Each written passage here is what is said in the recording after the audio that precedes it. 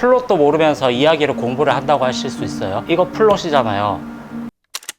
플롯은 쉽게 말해서 재미의 종류라고 할 수 있습니다. 커다란 흐름을 말하는 플롯도 있고 작은 종류를 말하는 플롯도 있습니다. 큰 흐름에서의 플롯은 아크 플롯, 안티 플롯, 미니 플롯과 같은 것을 들 수 있는데 이거에 대한 설명은 이거를 보고 오시길 바라고요. 오늘은 재미의 종류에서 어떤 패턴 군집체에 해당하는 작은 종류의 플롯에 대해서 알아보도록 합시다.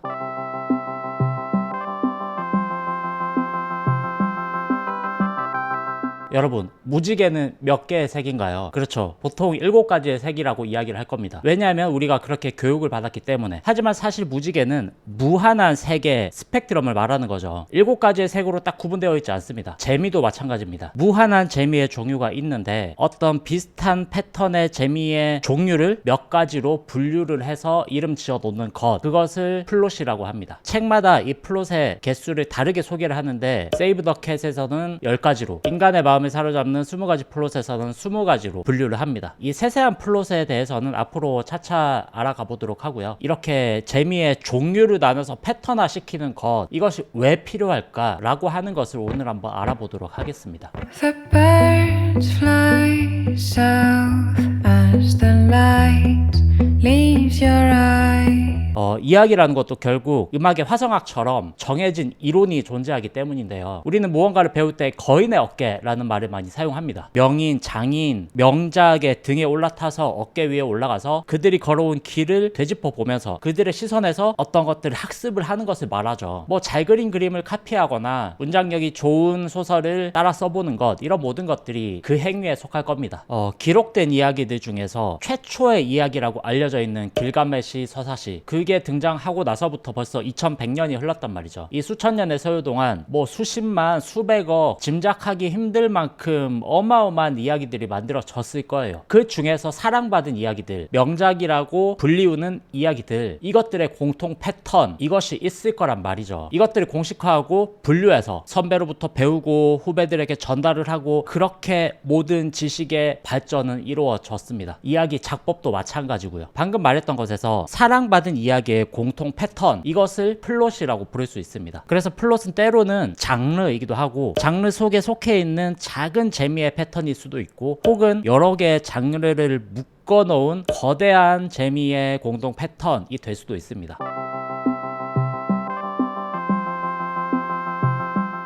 플롯, 장르, 주제, 캐릭터, 구도, 샷, 시퀀스, 인체법, 다양한 이야기들을 만들기 위해서 필요한 너무나도 많은 지식들이 있단 말이죠. 물론 이것들을 굳이 억지로 공부하지 않아도 이야기는 만들 수 있을 겁니다. 보통 이런 거를 무시하고 본인이 손 가는 대로 이야기를 만들어냈는데 이야기가 재밌다, 이런 분들은 뭐 천재라 불리우는 몇몇 되지 않는 소수들을 말하겠죠. 무협지로 치자면은 외공이 엄청 강한 사람이라고 볼 수 있을 겁니다. 이야기라고 하는 기의 흐름은 이론적으로 알지 못하지만 자기도 모르게 사용을 하고 있는 거죠. 잘하며 봐왔던 수많은 작품들에서 이미 거인의 어깨에 올라타서 어깨 너머로 어떤 운용법을 스스로 패턴화해서 사용을 하고 있는 분들일 거예요. 하지만 거의 모든 천재가 아닌 대부분의 우리들은 이론 공부를 하면은 확실히 도움이 됩니다. 더 효율적으로 고민을 할 수 있게 되기 때문이죠. 플롯을 공부해야 할 가장 큰 이유 중에 하나는 대상층이라고 할 수 있는데요. 예를 들어서 인간의 마음을 사로잡는 20가지 플롯 중에 지독한 행위의 플롯이라는 것을 가져와 보자면 추격자, 피안도, 소우, 사채꾼 우시지마, 신세계, 이렇게 많은 대중적으로 흥행한 이야기에서 이 플롯을 사용을 하고 있단 말이죠. 내가 준비하는 작품에서 이것과 비슷한 플롯이 들어간다면 앞에서 나열한 작품의 대상층들과 비슷한 대상층을 갖게 되겠죠. 그러면 이 대상층이 누구인가, 몇 살인가, 성별은 어떻게 되는가, 관심사가 어떻게 되는가, 필요로 하는 사람에게 필요한 이야기를 전달할 수 있게 되겠죠. 전략적으로 정말 중요한 흐름을 가져올 수 있습니다. 언급한 이야기들에서 공통적인 교집합 대상층을 꼽아보자면 30대 남성층을 들 수 있을 겁니다. 이제 작가는 기획서를 쓸 때도 마찬가지고 작품을 만들 때도 마찬가지고 30대 남성층이 재미를 느낄 만하게 연출을 하고 스토리를 전개를 하면 작품의 상품성을 싣기가 용이해지는 거죠. 왜냐하면 누구에게 팔 것인지 알고 있기 때문에 제작자가 이 작품을 담당하게 될 PD나 마케터 또한 일이 수월해질 겁니다. 엉뚱한 곳에 돈을 쏟아서 마케팅할 필요가 없으니까. 이런 이야기를 만드는데 막 10대 여성, 20대 여성, 이 사람들에게 굳이 배너를 노출시켜서 트래픽 광고 비용을 낼 필요가 없는 거죠. 그냥 정해져 있는 30대 남성층 층에게만 배너 광고를 노출시키면 되는 겁니다. 뭐 직관적인 예시를 들기 위해서 배너 광고를 예시를 들었지만 대부분 마케팅이 대상층이 잡히면은 쉬워지거든요. 그래서 대중상업 이야기의 기본 요건은 명확한 대상층을 갖는 것이라는 거죠. 우동이즘.